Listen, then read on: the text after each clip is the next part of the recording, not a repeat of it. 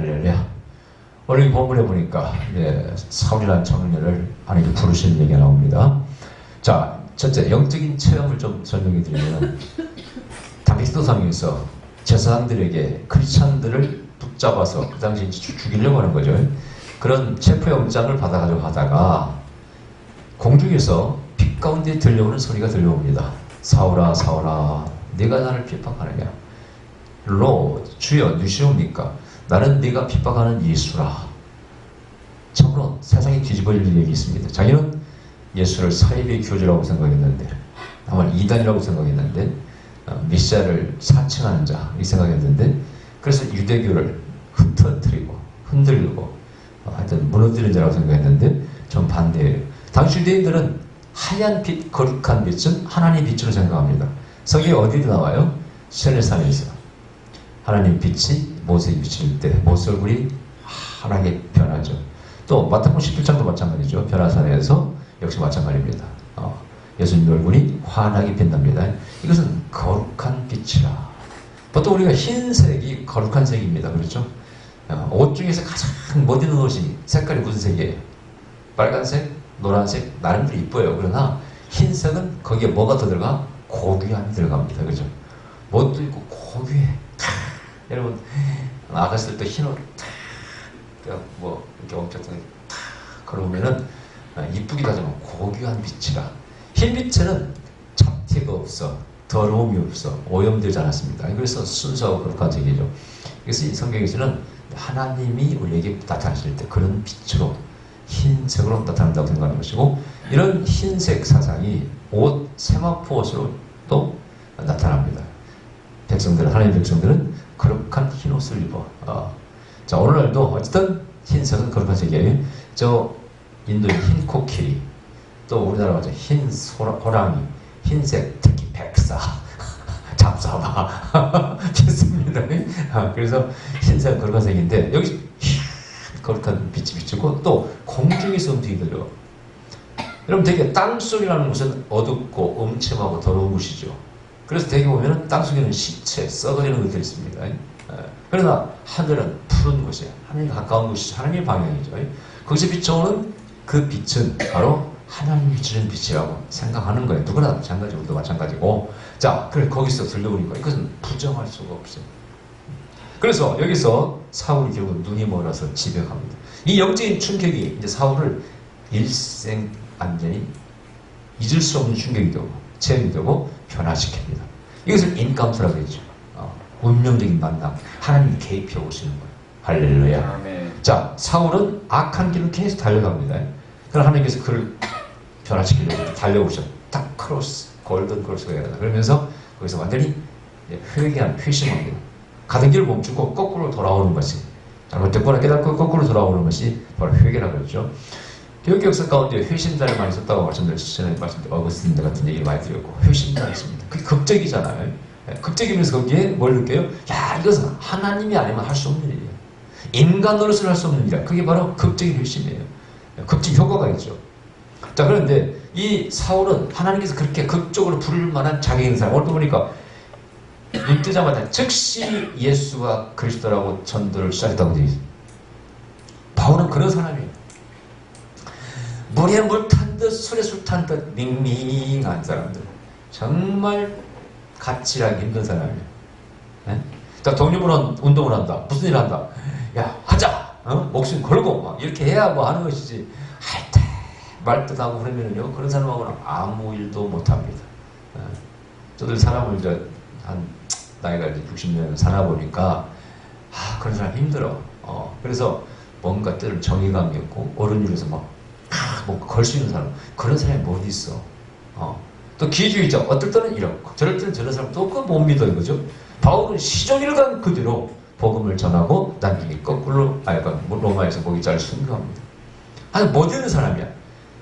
젊었을 때 제가 지식이 잘못되었습니다. 그러니까 잘못된 길을 가는 것이고 예수를 부정한 것이고, 옳게 알게 되어서 영적인 체험을 통해서 변화되어서는 자기의 모든 것을 거기에 죽을 것을 수도 없이 넘기면서 성경의 시작성경의 대부분을 요한권에 성경을 쓰고, 그 다음에 복음을 전하고, 또 그는 능력자, 영성가였죠. 그는 환상을 보고 음성을 듣고 귀신을 쫓고 병자를 고치고 중자를 살리고 또 복음을 전하며 절대 은사를 부정하지 않았습니다. 그래서 예수님 다음에 신학적인, 신앙적인, 사상적인 기독교의 정체성을 아이덴티티를 얘기할 때 항상 예수님 다음에 바울입니다. 베드로도 물론 존경의 수제자지만은 사상적인 어떤 것을 다 종합해서 볼 때 바울을 이렇게 꼽아. 그만큼 존경 우리가 하는 인물이고 중요한 인물이고 저도 바울을 본받으려고 노력합니다. 예수님 너무 거룩하시고 바울을 본받으려고 노력하는 거예요. 자, 그런데 또 하나의 준비된 사람이 있어. 크로스가 일어나야 되는데 누굴 통해서? 예언자를 통해서. 초대교회 사도와 예언자가 중요한 역할을 했다고 그랬죠. 특히 사도를 부른다든가 사명을 알게 하고 교회를 세우고 감독하는 역할을 사도와 선지자가 했다고 했죠. 여기 아나니아라는 선지자가 기록됐습니다. 자, 아나니아는 이 사건 이후로 거의 나타나지 않습니다. 뭐 거의 자녀들 얘기 나오고 이렇게 나타나지 않아. 그런데 그 뒤에 주인공은 누굽니까? 이제 사울이 변화된 바울이 주인공이 되죠. 근데 그 사울의 눈에서 비늘이 떨어지게 하고 그를 사명을 알기 위해서 사명의 길로 가기 위한 예언자는 바로 아나니아예요. 제가 세미나를 예언자를 많이 했잖아요. 한국 사람들이 뭐라고 했어요? 저는 아나니아가 될 테니까 여러분 바울이 되십시오. 예언자는 눈을 뜨게 하는 거예요. 방향을 펴주는 거예요. 그 다음에 여러분 가운데서 정말 큰 종들이 나올 수 있고 실제로 제 세미나 제작 가운데들 뭐 저보다 훌륭한 생활을 하는 사람이 여러 개 있죠. 저는 항상 아나니아가 될 테니까 여러분 바울이 되십시오. 그런 얘기를 즐겨했습니다. 아나니아가 그런 면에서 멋진 사람 아니에요. 근데 아나니아는 어떤 사람입니까? 하나님의 계시를 만든 예언자입니다. 하나님의 계시가 있네. 아나니아야, 너는 어디 바울 장군 어느 직가로 다소의 직가로는 곳에 가서 사울이라는 청년을 찾으라. 그가 지금 내가 만나줬는데 아마 눈도 못 뜨고 좀 장님이 되어가지고 아마 고민하고 있을 것이다. 가서 사명을 가르쳐줘라. 자, 이런 음성을 듣는 게 너무 또 극적이잖아요. 바울의 체험도 극적이지만 아나니아의 체험도 극적이야. 너 어디 가서 누구를 만나라. 음성을 들어 갖다 진짜 있는 거야. 야, 살면서 그런 체험하면 할지어다. 그러나 이건 아무나 하는 게 아니에요. 저는 그런 체험은 한 적이 없지만은 누가 올 것이다 하는 그런 계시는 받은 적이 있어요. 뭐 환상이나 꿈이나 이런 데서 올 것이라 하니 어떤 목장을 하고 진짜 키는 어떤 옷은 어떤 색 꿈에 보인다든가 아니면 제가 아침에 이렇게 환상 가운데 누가 우리를 찾아온다든가 이런 거 보여주고 또 이제 집회할 때 오늘 어떤 사람이 올 것이다 이런 건 계시가 받은 적이 있어요. 오늘 암 환자가 올 것이다. 진짜 그런데 제가 겁이 나가지고 하나님께서 오늘 암 환자가 올 거라고 말씀하셨는데 암 환자 손들 그런 말 못하고 그 말은 빼버리고 혹시 여러분 암 환자 있습니까? 진짜 암 환자 있더라고. 그러니까 제가 받은 계시의 확신이 그렇게 하기가 힘들어요. 구체적으로.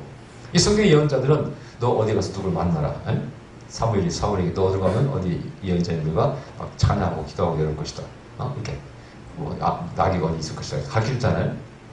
야, 근데 이제 잃어버린 거 찾는 거. 우리 사모가 뭐 잃어버리면 맨날 나한테 찾아달라고. 여보 뭐 잃어버렸어. 아니 본인이 잃어버리고 왜 나보고 찾아달라고. 이게 내 예언을 너무 과신하는 거야. 내가 예언의 능력으로 알아낼 거라고 믿는 거야. 근데 내가 지금까지 계시로서 내가 한 번 찾아본 적이 없네. 추리로서. 우리 하나가 뭘 잃어버렸다면 제가 어디서 잃어버릴까 추리를 하는 거야. 그래서 찾아보면 거기 있어. 근데 본인은 못 찾아. 없어. 나는 분명히 저 사람이 이렇게 움직이는 동선을 이렇게 움직이니까 어디 있을 거라. 거기가 있어. 저번에 뭘 잃어버렸지? 뭘 내가 찾았다고 고맙다고 그랬지? 최근에? 생각이 안 나네. 안경. 안경이 없으면 장애인이 안 보인다고. 자기 안경을 못 찾아가지고 헤매는 거야. 근데 내가 볼 때는 목욕하다가도 분명히 북이 벗어났다는 거야. 근데 보니까 없어. 뭐 몇 번 찾아봐도 없어. 그럼 거기 안 나왔다는 거 아니야. 그쵸? 없는데 계속 찾는 바보들이 있어요. 거기 없는데. 동전을 저쪽에서 카카오한테 잊어버려놓고 화난 데가 찾아야 잔다고 하고 저 가로등 밑에 찾아봐. 아무 시나만 나오는 거야. 안 나오죠. 보니까 없어. 먹이통도 보니까 없어. 있을 만한데 떨어질 만한데 없어. 그러면 어디서 나왔어? 분명히 거기는 안 놓은 거야. 그래서 미래를 못 부르고 계속 열심히 봐서 놓았는데 하루에 치렀다고 생각을 거기가 이제 없어. 내가 볼 때는. 그래서 내가 안경을 놓을 줄 알았는데 우리 방 어디 있고 혹시나 가방 근처에 있지 않을까? 벗어놓을 수도 있으니까. 그래서 봤더니 가방이 밑에 바닥에 위에 있는 거야. 그래서 찾으셨더니 좋아가지고 난리를 치더라고. 이런 게 몇 번 있었어요? 한 번이 아니야. 몇 번 있었어요. 본인이 잊어버리고 못 찾아. 나는 출이 계시로는 못 찾았으니까. 다만 이제 우리 교회 오시는 분들이 이제 상담하러 오시고 기도 들으면 자기 가족들이 어디에 지금 가출해 있는지 연락이 안 돼가지고 살아있는지 죽어있는지 알려고 하는 사람이 있어. 내가 지금도 잊을 수 없는 사람은 저 강화도에 있는 목사님이에요. 사채를 써가지고 소식이 몇 년간 소식이 없어요. 사채업자들이 막 전화가 그분한테 자기 아들 죽인 것처럼 나 기도받으러 갔어요. 난 솔직히 그 사람이 살아있는가 죽어있는가 잘 모르겠더라고.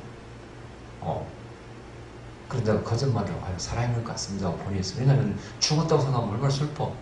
못 만나더라도 살아있다고 생각하면 희망이 있잖아. 언니가 온다. 그러면 이게 아니 다릅니다 이게. 그래서 내가 죽은 것 같지는 않습니다. 살아있는 것 같다고 기다려보시라고 보냈어. 내가 볼 때는 지금 그 사람 죽은 것 같아. 예언자한테 거짓말 해야 됩니다 여러분요. 성경도 나오잖아. 죽을 사람은 살 거라고 하고 살 사람은 죽을 거라고 해요. 그 다음에 그 외에 가출한 사람, 그 다음에 갑자기 연락이 안 된 사람은 다 재현이 정확하게 맞았습니다. 안 죽고 돌아왔습니다.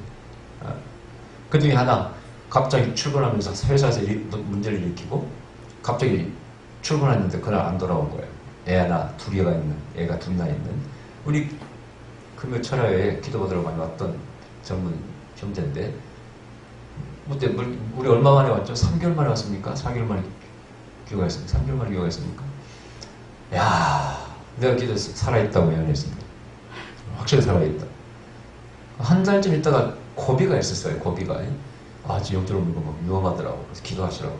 나중에 돌아와서 그때 자살하려고 독서신가 어디 고시원인가 있다가 자살이 죽으려고 그렇게 마음먹었을 때 그때래. 그때가 그때 부인이 이제 나와 기도가 들어오니까 지금 위험하니까 막 작정도 하라고.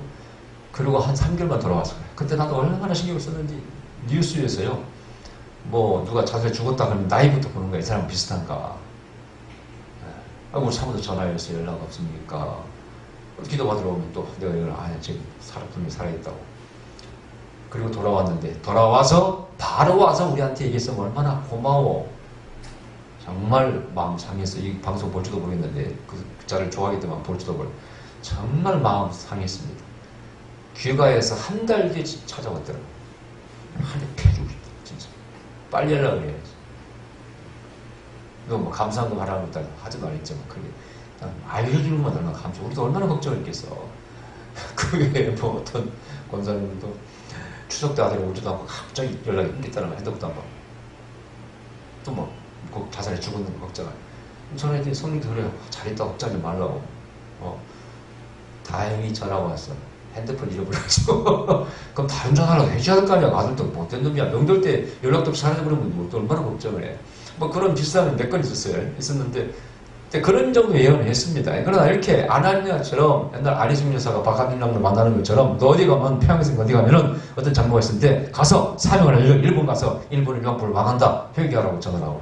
그래서 그럼 나 일본어를 못하니까 당신이 안내하시오 그래가지고 아리순 여사가 안내해서 가잖아 일본에. 그리고 국회에 가서 그 족자를 던지지 않습니까? 자, 이런 예언자가 요즘도 있어야 되는데 나는 그 정도는 아닙니다. 택도 없습니다. 그러나 비슷한 것은 했습니다. 이게 기독교의 모습입니다.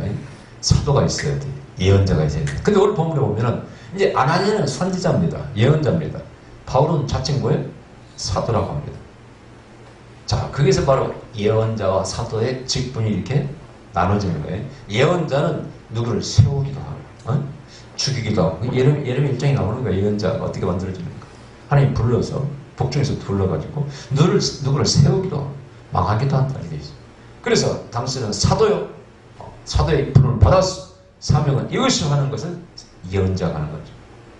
저 최한 목사라고 LA에 그분도 그런 예언을 받아요. 어느 날 새벽에 전화가 왔어요. 하나님께 당신을 사도로 기름 부으라 한다고. 그래서 기름 붓는 의식을 합니다. 그 동영상 찍어서 다 세계로 복음이 됐어요. 올리브를 막 팬티만 입고 소금만 입고 다 오면 부어요. 그래서 다른 예언자들이 사도로 당신을 불렀다고 검증을 하고 그런 의식을 갖는 게 나와요. 아마 이런 정통교에서는 정말 희한한 장면이니까 뭐 또 이상하다고 할 겁니다만 이게 성경적인 거 자신의 성경적인 거 전혀 이상한 거 아닙니다. 그래서 예언자는 그만큼 그런 역할을 한다. 중요하다. 세우고 사명을 알게 하는 것이다. 그러면서 참으로 이 사람이 당할 시험도 다 얘기합니다. 자, 바울은 그 얘기를 들었을 거 아니겠어요? 바울은 거기에 순종합니다. 내가 장차 순교를 당할지 몰라. 얼마나 고난을 당해야 될 것인가를 다 알려줘요. 근데 그 하나님의 부르심에 바울은요, 그저 좌우를 바라보지 않고 즉시 순종합니다. 즉시 예수님은 그리스도를 전하기 시작했다는 거예요. 이게 다 이 바울의 열정이에요. 그는 공부하는 데 열정이 열심히 있어요. 젊은 사람 잘 들어야 돼요. 우리 아들 같은. 공부하는 데 열심히 했습니다. 가말리엘 문화생입니다. 또 액션, 행동하는 데도 1등이야. 스테반을 죽일 때, 스테반을 순교할 때 그 책임자가 바로 바울, 사울이라는 청년이 아니었어요. 옷을 다 사울이 감수하고 있었어요. 자기는 직접 가담하지 않고 사울이 지시대로 움직였다. 그 뜻입니다. 어떤 사람은 공의 의원이라고 하고 주장하는 사람이 있는데 확실치 않은 것이고 그는 리더였습니다. 공부도 열심히 해. 항상 앞장서. 그 다음에 또 어떻게? 행동해. 여러분 가장 중요한 게 행동입니다. 내가 항상 삶의 자리가 중요하다. 액션이 있어야 돼. 어떤 사람은 이론적으로 똑똑합니다. 제가 시작할 때 민주운동 데모하고 할 때 아니 어떤 사람은 우리 그쪽 그룹들이 한 30, 40명 회의를 하고 토론을 하고 그래요. 데모 그냥 나가는 게 아니고 막 토론하고 구호는 뭐 줄 것인가 다 정하고 그러는데 어떤 방식으로 할 것인가. 그럼 우리 후배 과격파들 막 돌 던지고 싸우자고 그러고 대학생들처럼 그래요. 그럼 우리는 항상 우리 몽고파예요. 절대 안 돼. 난 항상 반대. 찬물을 깨는 마지막에 손딱 들고 여러분 절대 우리 신학생은 그래서 안 됩니다. 양복 입어야 돼. 성경책 들어야 돼. 돌 던지면 안 돼. 우리 원칙주의자입니다. 그 젤라시도 전단지도 막 파슈랑권 뭐 물러나 그 다 우리 후배들 그 대학생들 그대로 내가 초안에 다 썼어. 왜 우리 신학생들이 나올 수밖에 없었는가? 탁! 글을 딱 써가지고 니를 붙였더니 나중에 결국은 내 안에 순종하고 그걸 다 찍어서 뿌리면서 원칙주의자예요. 자, 어쨌든 근데 그때 보면은 앞장서서 떠드는 사람이 대모할 때 보면 꼭 뒤에가 숨어 있습니다. 우리 말도 않고 순수하게 그냥 있는 사람이 앞장서요. 그런 걸 보면 실망을 많이 했어요. 여기 나중에 처음에 막 율주장을 제일 먼저 선포했을 때, 우리 한일장 앞에서 이제 우리 기독교인들 그 자리를 이렇게 USC가 내려와가지고, 거기서 성명서를 낭송하고 발표를 하고 있거든요. 우리 삥 둘러서 이렇게 하고 있는데, 그 백골 부대가 있잖아요. 척척척 하면서, 척척척 오돌리면서 사각탄 수십 개를 딱 던져버리죠. 근데 그때 내가 느끼는 것은, 우리는 삥 둘러서 최일선에서 하고 있는데, 그 앞에서 앞장선 사람 뒤에 서 있다가 제일 먼저 도망가더라. 근데 내가 신앙을 참 많이 했어요. 아니 회의 때는 항상 지들이 앞장서고 말이하고 하자고 그래놓고 말이죠. 뭘 액션 할 때는 꼭 뒤로 빠져있더라고. 나는 그때 말이야 상관이 올려가지고요. 생각해보세요. 새빵에 우리 어머니 맨날 라면 잡수할 때 아닙니까? 내가 혹시나 깜빵 잡혀 들어가면 우리 어머니랑 다 굶어야 돼. 나는 그때 조카도 데리고 있었지. 하루하루가 살기 힘들었을 때. 나는 그때 대모하는 거 형편이 아니었어요. 그래서 내가 이 대모하다가도 공중전화에 전화를 했어요. 어머니 나 안 잡혔으니 걱정하지 마세요. 이렇게 전화하면서 대모를 했습니다. 아무도 몰라 내 형편을.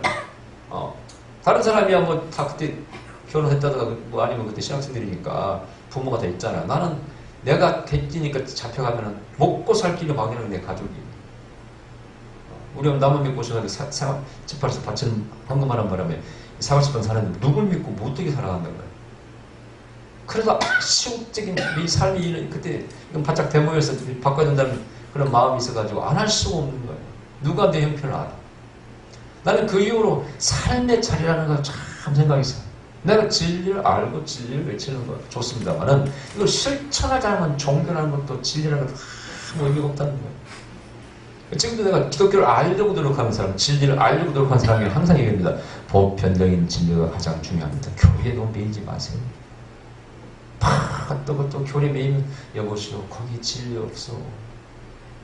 보편적인 진리가 제일 중요합니다. 예수님께서 실천시킨 사랑과 용서와 희생. 그리고 우리가 죽어서 천당 가고 하나님 품에 안긴다는 거. 영생이 있다는 거 몇 가지만 믿으세요. 나머지 너무 그거 따지지 마세요. 내가 해봤더니 그건 아무것도 아니야. 의미도 없어. 바울이 나중에 바울 처지를 보면요. 율법에서 아주 탈피하는 걸 보여줍니다. 어떤 사람은 뭐 예를 들어서 그리고 주다이즘에 빠진 사람들은 막 또 그걸 변명을 하더라고. 아니야, 바울은요, 날짜 너무 중요한 얘기가 많아. 뭐 이날 저 사람보다 너무 숨기지 마. 그런 게 중요해. 아니라는 거예요. 사랑이 제일이라는 거예요. 바울이 그걸 얘기하지 않습니까? 은사도 자기가 체험하고 모든 은사를 자기가 다 체험했지만은 더 중요한 건 사랑이라는 거야, 바울이. 그래서 안 그랬어요. 베드로도 마찬가지로 어떠한 사랑이 어떠한 죄를 덮느냐. 요한은 뭐라고 그랬어요? 하나님은 사랑이시다. 나는 이런 영성가들이 결론을 봤기 때문에 그러는 거예요. 저도 마찬가지예요. 내가 뭐 교회를 따지고 지금도 뭐 목회자들 가운데 사람 끌어모으려고 종말론을 끌어모으고 막 율법주로 돌아가자고 끌어모으잖아요. 내가 볼 때는 참 웃기는 일입니다. 웃기는 짬뽕들이에요. 내가 거기에 다 속아 넘어가. 왜냐하면 인간이라는 것은 자기를 교리를 얽매이는 걸 좋아합니다. 그래야 내가 구원받아 확신 드는 거예요. 이렇게. 이상하게 사람은 그래요. 그래 이단에 빠지는 거예요. 우리 같은 게 자유롭게 느슨하게 전하면 사람들이 안 옵니다. 이상하게. 별로 감동을 못 받아. 한번 가보라 그래요. 그럼 가서 한 몇십 년간 살아보라고. 한 믿어보라고. 뭐가 있는가. 몇십 년 믿어봐. 가서 뭐가 있는가. 다 패가망신. 미달에 빠진 사람들 돈 다 뺏기고. 청춘 날리고. 율법에 빠져가지고 한국에도 무슨 초대교회 하고 율법주의. 한번 가서 믿어봐. 뭐가 있는가 믿어보라고. 나는 그러다 그렇게 하려고 하나님의 음성을 듣고 기적을 체험하고 살고 있지 않습니까? 아멘? 우리의 삶이 중요한 거 아니에요. 이 바울은 삶의 자리를 실천력이 굉장히 강한 사람이었어요. 즉시 예수님 복음을 전하기 위해서 그 길을 가더라 이거예요. 아멘. 이게 바울의 매력이야. I like him. 나는 바울을 좋아합니다. 난 그런 사람 좋아해. 분명히 선이 옳고 그름도 분명해. 물론 용수도 하고 하지만은 뭔가 진리, 분별력, 뭐 이런 확실한 사람이 바울은. 할렐루야. 그래서 하나님께서 그런 바울을 쓰시는 거예요. 자, 그 다음에 이 아나니아가 바울이 안수하니까 눈에서 비늘이 떨어져요. 이 상징적인 것입니다. 자, 눈이 멀었어. 이게 무슨 뜻이에요? 과거에서 눈을 머는 거지. 과거를 바라보지 않는. 바울의 고백이 뭡니까? 내가 예수 그리스도 안에 새롭게 발견되기 위해서 내가 과거의 모든 것, 내가 안다고 하는 것, 내가 믿었던 것 다 초등학문처럼 여기고 뭐처럼 덩처럼 여겼다고 되어 있어요. 과거를 죽여버려야 돼. 아멘. 아멘. 과거를 죽여버려. 그래서 옳은 걸 다 죽이라는 게 아니라 과거의 아직과 편견 모든 걸 다 죽여버려야 돼. 내가 누렸던 것도 죽여버려야 돼. 과거에 매여 사는 사람들, 그런 사람은 적응을 못해. 미래를 맞이할 수가 없어요. 여러분. 그 환영에 젖어 있는 사람들 다 쓰레기처럼 버려야 돼. 바울처럼. 그 다음에 비늘이 떨어져 새로운 눈이 열렸습니다. 새로운 세계가 열리는 거예요. 하나님 안에 새로운 게 너무 많습니다. 예수님 안에서는 우리가 뭐라고? 새로운 피조물이라. 모든 게 새롭게 보이는 거예요. 저도 마찬가지였어요. 예수 믿기 전에 저와 예수 믿고 난 뒤에 저는 완전히 달라졌습니다. 예수 믿기 전에는 정말 희망 없는 사람이었습니다. 농땡이였습니다. 농땡이들 보면 내 모습이 너무 보여. 우리 아들도 내 모습이 보여서 참 걱정해요. 그래 예수님 안에서 변화된 다음에는 정말 저도 달라졌어요. 말씀드렸잖아요. 책을 읽기 시작했고 공부하기 시작했고 뭔가에 노력하기 시작했습니다. 아, 내 이렇게 살아서는 안 되겠구나. 누가 알아주든지 말든지 난 내 자신을 성장시키기 노력했습니다.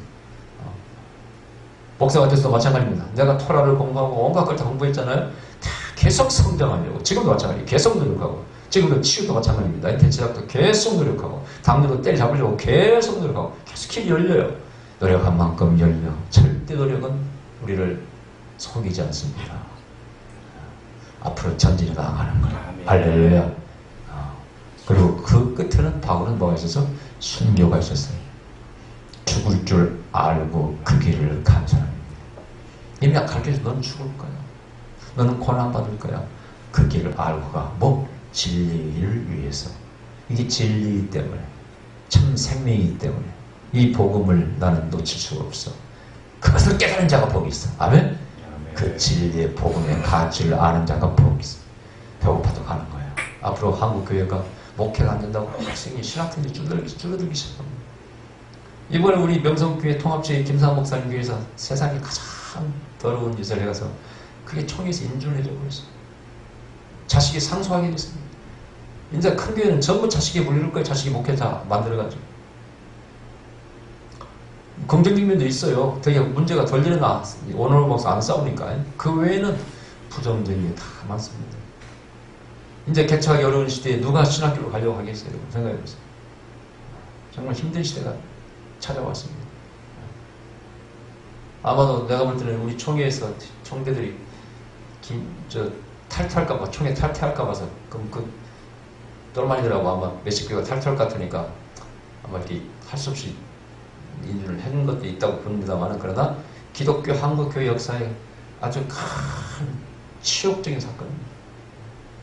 여러분, 미자립교에서는요, 감리 같은 데서 미자립교에서는 이렇게 세습을 인정합니다. 목회자가 안 오니까. 우리 교회도 없어. 여기 누가 오라고 하면 오겠습니까? 밥이 나옵니까? 뭐가 나옵니까? 그러나 어느 생활이 좀 보장되어 있는 어느 모이는 교회는 그렇지 않다는 얘기죠. 여기 고이면은 이제 썼거든요, 여러분. 분명히 세습이라는 것이 성경적으로 크게 죄악은 아니에요, 사실은요. 그러나 옛날에 대제사장들 투표를 했지 세습은 안 했어요. 물론 거기 뭐 가야가 누가 뭐 사유가 대제사장을 했지만은 세습은 아니에요. 투표하고 그러죠. 근데 어쨌든 아들이 세습한다는 것은 이거는 교회가 부표를 그대로 고스란히 않고 그것이 덮여지면서 넘어갈 가능성이 99.9%입니다. 교회가 건강하지 못해. 물론 다른 사람이 들으면 또 원로 목사 싸우면서 또 싸우고 치고받고 싸우면 더 큰 문제가 생겨요, 사실은. 그래서 이게 참 목사로서 이게 세상을 꼭 반대하기도 하고, 그러나 이러면 또 교회가 부패하고 이런 고민이 있어요, 사실은요. 고민. 왜냐면은 이 아들이 이제 인수 받아가지고 그런 교회가 큰 문제는 또 없어요, 그런 교회가. 싸우지는 않으니까. 뭐 인간의 본능은 뭐 후임자를 다른 사람 세우고 교회가 박살나고 싸우고 그런 경우가 많습니다. 다 그런 건 아닌데 폴티가 높아요. 그래서 이 목사에서 고민이에요, 사실은. 뭐 일반인들은 무조건 세상 반대지만 그것도 아니야, 현실에서. 이 세상 밖에서 보는 거 달라. 우리 이제 개척교회하는 사람들이 예를 들어 교회를 갖다가 이제 옮기려면 팔고 하잖아요. 그럼 성도를 여기 있고 나는 멀리 가면은 성도까지 다 이게 남겨놓고 계산을 팔고 하는 건 마찬가지인 거죠. 그러면 교회 팔아먹었다, 성도 팔아먹었다 얼마나 비난합니까? 그럼 우리 목회자 입장에서는 여러분 생각해 보세요. 그럼 누가 개척자고 대줍니까? 한국 목회자처럼 참 열심히 살면 자기 빚내가지고요, 자기 사비로 개척한 나라는 세계 드물어요. 한국처럼 그런 나라가 민족이 없어요, 여러분요. 그 열정이 대단한 거야. 근데 여기 교회를 내가 옮긴다, 저 멀리 옮겼는데 누가 대줍니까, 돈을? 어떤 팔아서 가야 또 개척할 거 아니냐고, 여러분요. 그래 안 그래요? 또 개척교 하다가 은퇴를 하면 은퇴비를 누가 줘요? 생활비를 누가 줘? 큰 교회에서야 뭐 사택도 주고 뭐 생활비 다 주지만은 누가 주냐고, 여러분. 누가? 그리고 이거 하다가 빚진 거 누가 갚아줍니까? 우리 여러분 다 내 빚진 거 모르죠? 다 갚아줄 거예요? 그러면 겉만 보는 건 팔아먹었다, 교회 팔아먹었다, 성도 팔아먹었다. 웃기는 얘기는 현실에서는 그렇지 않습니다. 목회자는 고민이야. 중이나 스님이나 신부는 다 나오잖아, 먹을 게. 우리 개척교회, 기독교 목사는 안 그래. 누가 줍니까? 그걸 누가 줘? 다 제 사비를 빚내가지고 하고 말이야. 하다가 어떤 목사님이 너무 순수했습니다. 개척에서 정말 통장 하나를 안 만들고 그냥 주는 걸로 따먹다고 목 살았어. 은퇴할 때가 됐어. 적어도 교회에서는 생활비를 주고 대책을 세워줄 줄 알았는데 안 세워주는 거야. 그때부터 이상하게 교인들이 바라보는 문제가 달라. 그래서 충격받아가지고 이럴 수가 있나 충격받는 거예요. 그런 분이 한두 분이 아니에요, 여러분. 이 현실이거든요, 현실. 또 성도도 마찬가지야. 교회도 그렇게 넉넉지 않은데 은퇴해서 목사님 생활비를 다 주라는 게 이게 엉성스러운 거야. 어떻게 그 홍보에서 다 그걸 해줘. 요즘은 본인이 알아서 다 이렇게 해놔야 됩니다.